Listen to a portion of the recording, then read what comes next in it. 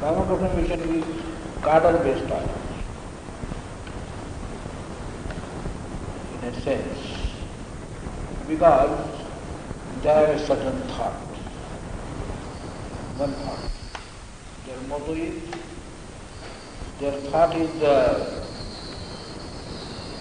explained in their motto. Their motto is Atmano Mokshartham Jagaditaya.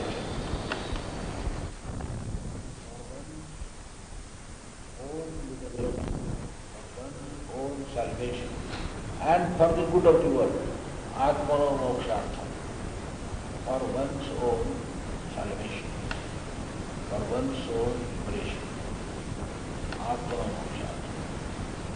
Jagaditaya and Jam means and, Jagaditaya and for the good of the world.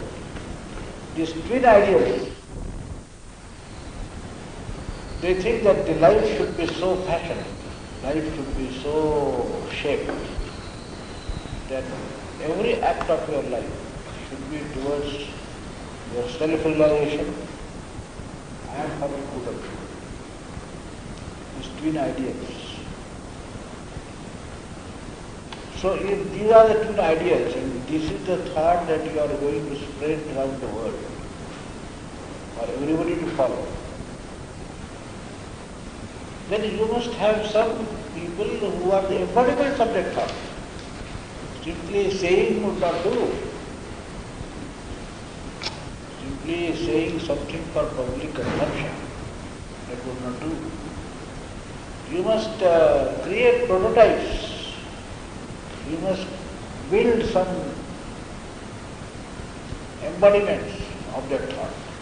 You must be able to say that, see this man, in his life, whole morning to night, whatever is the routine that reflects his efforts towards self-realization and his attitude towards the world. He tries to do good to the world. This is the way he has fashioned his life. So you find that some sannyasis who renounce life, who bring discipline in their life, they are placed at places around which the mission is built. Then many devotees come, many persons come. They may not be equal to that rigor of sannyasi life. They may not be as hard as that steel rod in the reinforced concrete structure.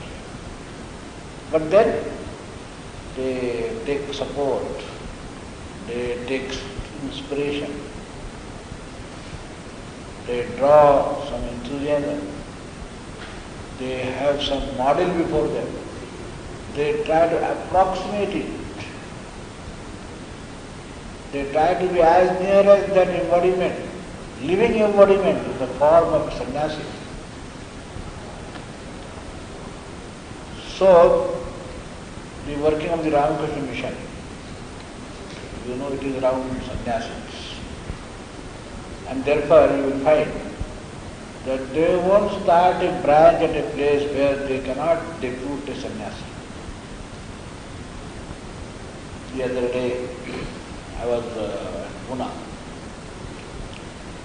and there is one ashram, Ramakrishna ashram. It is not affiliated to the Ramakrishna mission, but they have named it as Ramakrishna ashram. Whenever I go to Pune, I stay with them. It is near that hill Parvati. So for the last 25 years, that ashram is going on. They want that the Ramakrishna mission should affiliate that ashram to their organization. They have kept everything ready. They want that the Ramakrishna mission should take over that ashram. They have built ashram, they have purchased land, they have started some prayer, everything just for the Ramakrishna mission to come and take over. But the Ramakrishna mission is not able to take over. The reason they give is this, that they don't have a sannyasi. Simply you run the whole show, you read the Gospel of Ramakrishna, and you have the Arati of Ramakrishna every day, and you organize lectures on Swami Vivekananda Ramakrishna. That is not enough. There must be a sannyasi posted. He will guide. He will be the source of inspiration. He will be the embodiment of the Ramakrishna philosophy. And then the branch center can be run. So, as long as we don't have a monk with us to spare, we shall not go there. We shall not start the branch center. Other externals may be there. There may be devotees. There may be people who admire Ramakrishna, admire Vivekananda. Daily they may be reading the Gospel of Ramakrishna. Hundreds of people might be there, admirers, devotees. But then, it being a cadre-based organization, it won't give their seal of approval to that center unless they have a sannyasi to be posted there. So this is how a cadre-based organization functions.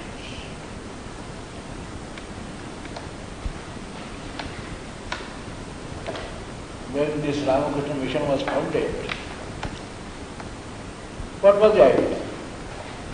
With what idea Swami Vivekananda founded this organization? He had an idea, he had a thought.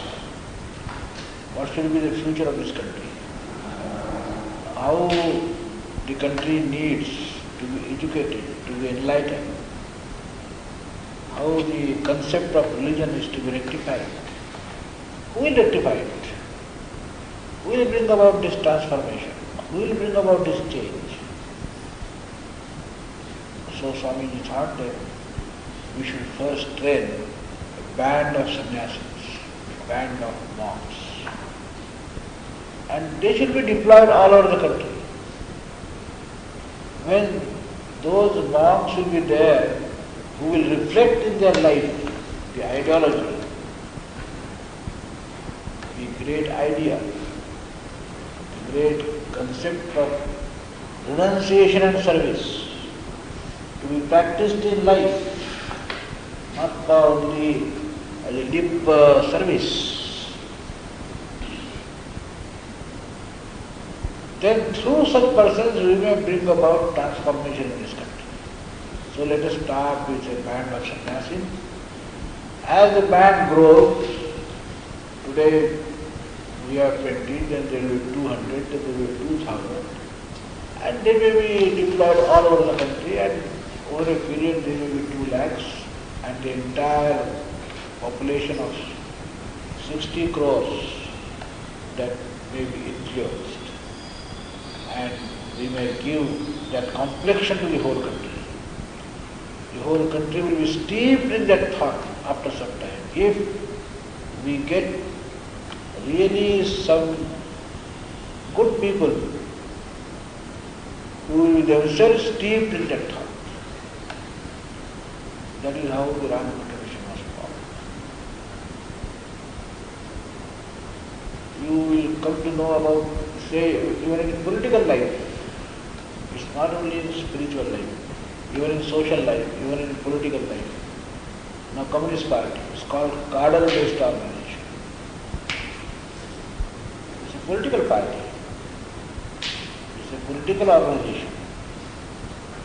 It is called cadre-based. Why? Because they have a philosophy. They have a thought. You may agree with it or you may not agree with it. They have a thought. And not only simply a thought to philosophize, thought to be lived. Thought to be lived. So they have trade workers who are called communist workers. They are for poor, they are for the oppressed. they are for the depressed. They have to serve them with a certain thought, they have to spread that thought, they have to live in their fashion. And then they spread the philosophy. They should be able to fight, they should be able to live a simple life, they should be able to live a life of poverty. All sorts of prescriptions are there, but such a band of workers must be there first. And round that band of workers, the Communist Party of India or International Communist Movement is planned. Whether in the political sphere, whether in the spiritual sphere, whether in the social sphere, you see, they much talked of the RSS. This is a cadre-based organization. Just as you may agree with the communist philosophy or not, but it is a cadre-based organization. There is a thought around which the whole organization is built. In the same way, RSS also is a cadre-based organization. There is a thought. They have their own idea of a nation. They have their own conception of this country. And they, from the very beginning, 1925, they started building up a cadre of workers. According to their concept, they should be patriots. They should be steeped in the culture. They should have that dedication. They should not be found wanting in all that they prescribe. Such workers, to the extent they deploy, they are able to deploy workers in more and more number to the organization's places. So in the cultural field, in the social field, in the political field, in the spiritual field, cadre-based organizations we do see in life. Much depends upon the training and discipline. Catholics. In the Catholic organization, you will find the Jesuits, a sect in Catholics. Highly disciplined people, highly disciplined. Jesuits, that particular sect, they have very high discipline. Mostly, in many of the sects, half of the life goes in training. Half of the life. You will not believe. Half of the life goes in training. They are in monasteries for 20 years, 25 years. The prime of the youth is gone in monastery. Ready, study, building up, giving training to your mind, living life of restraint, life of rigorous discipline. Half of the life is spent in training before they come out in the open to preach and to collect people around them. So, in all these cadre-based organizations, the importance is given to the training. The training, the discipline. All minor things are meticulously to be observed. Simply giving a thought in vague. Technique also is given.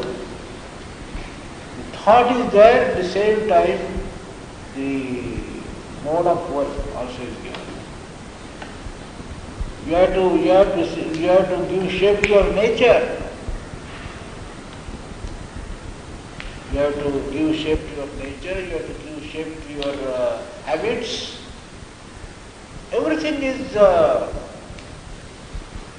oriented to serve the needs of the thought, to serve the needs of the central theme, the central thought. One cannot say one who joins a cadre-based organization, one cannot say that, well, I must be accepted as I am.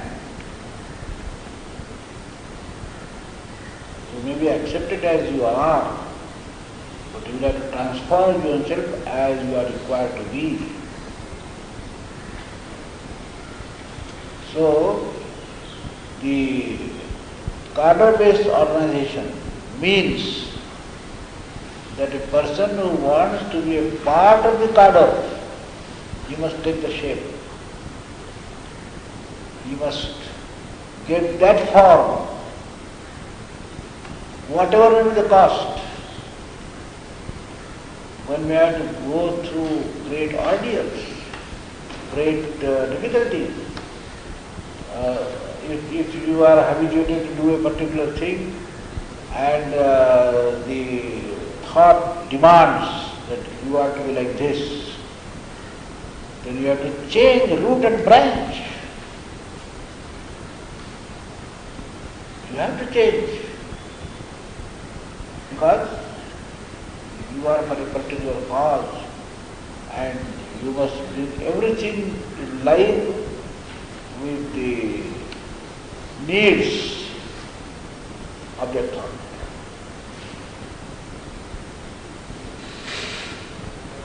So, the training and discipline, these are the watchwords for cadre-based organizations. You see, there is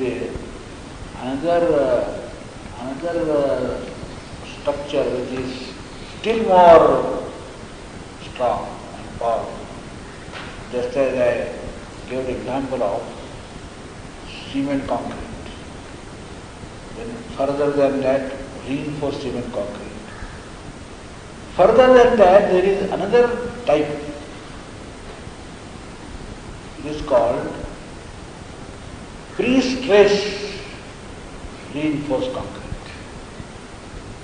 Another adjective, pre-stressed. What is it?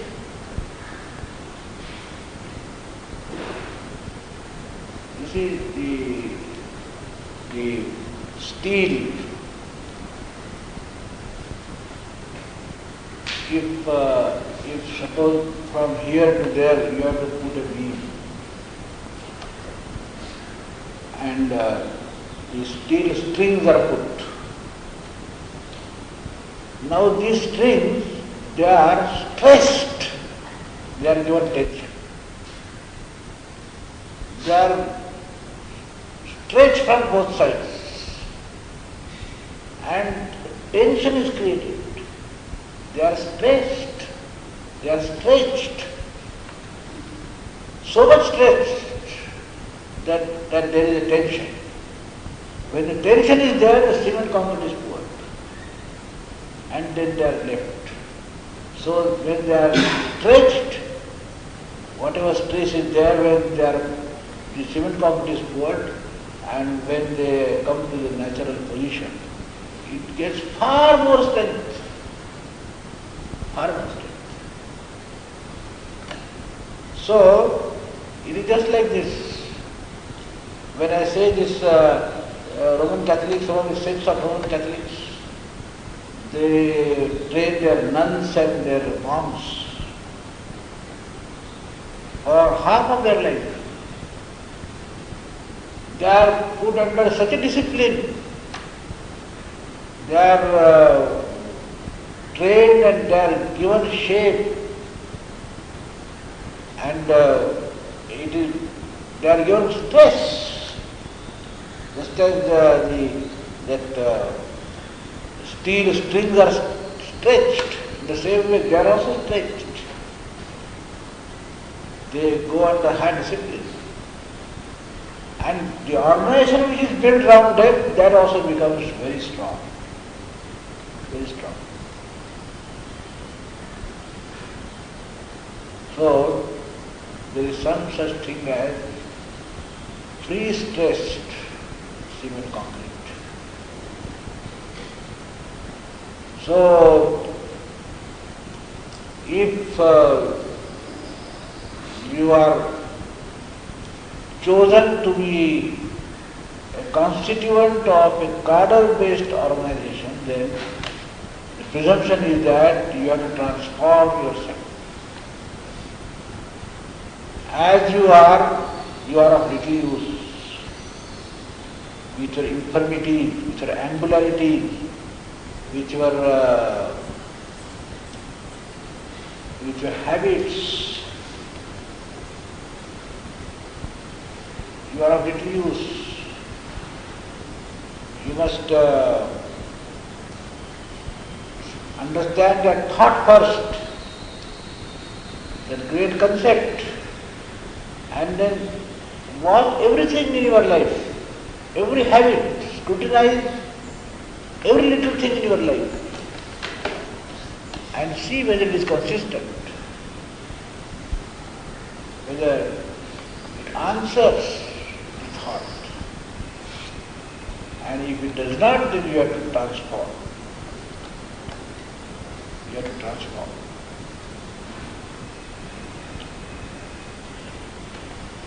You see, you know there are electric wires. We have our electric installation here. When you go to that side, where our reception office is there is a line going, it is called high tension line. High tension line. The ordinary current is here, there, everywhere. But there is a high tension line going through the Vivekananda Kendra. The metal which is given to that high tension line is of a different quality altogether. It is not this copper. It is not this ordinary copper. The current which is that high voltage, when it has to pass, that particular metal should be of a different quality. That is a high tension wire. So that high tension wire, when it is manufactured, well, lot of care is to be taken while manufacturing it. So if your thought, if your thought is of a very high velocity, if your thought is of very high order, if it is a great thought, then the persons who are to be the conveyors of that thought, they are to be of that high tension quality.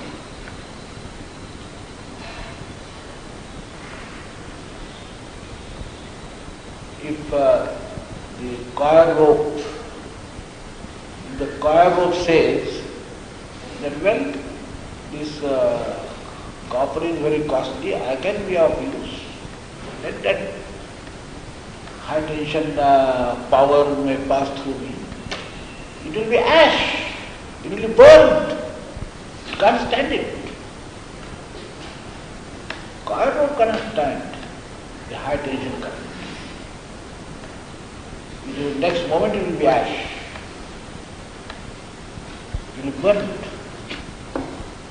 So, to bear that current, to bear that power, you must have the strength. And in order to have the strength, you have to discipline yourself. You can't say that I shall be as I am. Use me. Just as at the door, you get a carpet to brush your feet and then return, use me. If a human being were to say like this, that use me as I am, can be used, but they don't only for that purpose you can be used. You can't be used for greater purposes.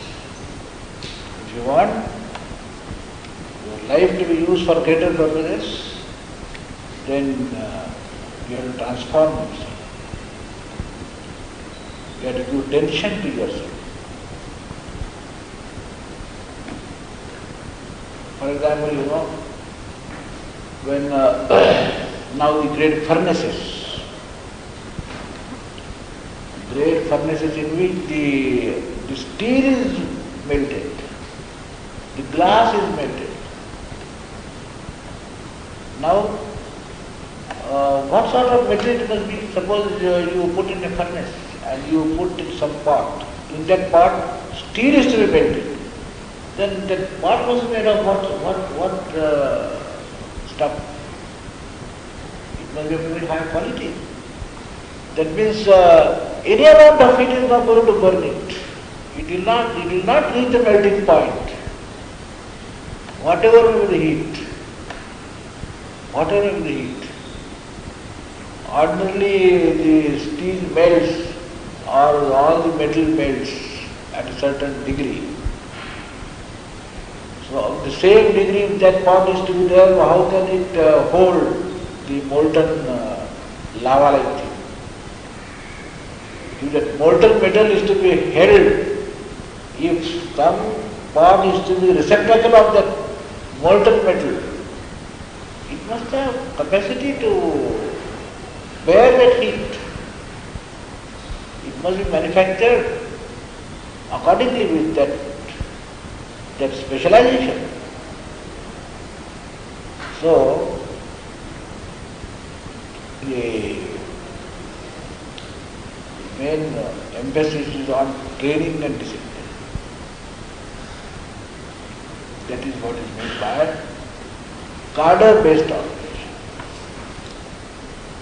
We first decide what results we want in the country. What do you want to achieve? What is that thought which you want to see pervaded all over the country? And then in order to have those results, what sort of people we want? What sort of people? What sort of their capacities? Intellectual. There are inner qualities. What capacities they must have? We calculate, we assess, and accordingly we want to build up a cadre. We may take time, but to the extent we shall be able to build up that cadre, we shall be able to achieve the results. So this is the implication of a cadre-based organization, and when we say that ours is a cadre-based organization, you understand its implications. You understand its implications. And accordingly, then we have to make up our mind to see that the ideal that we have kept before us, we must be the fit instruments to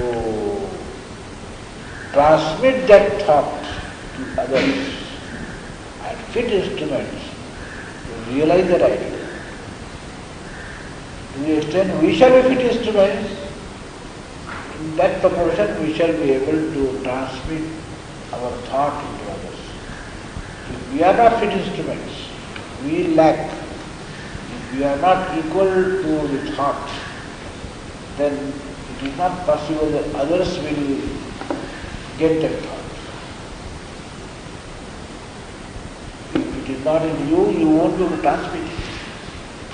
Just as in a well where there is no water, you cannot get in the bucket.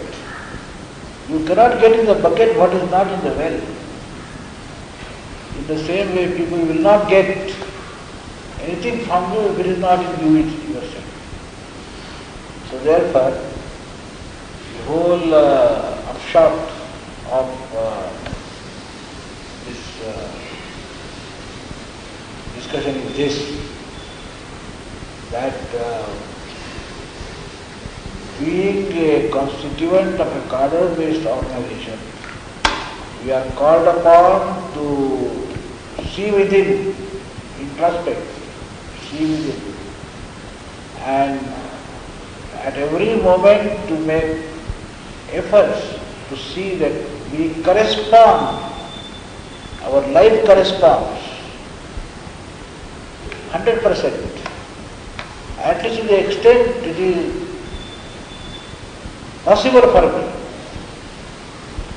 with my equipment to approximate that ideal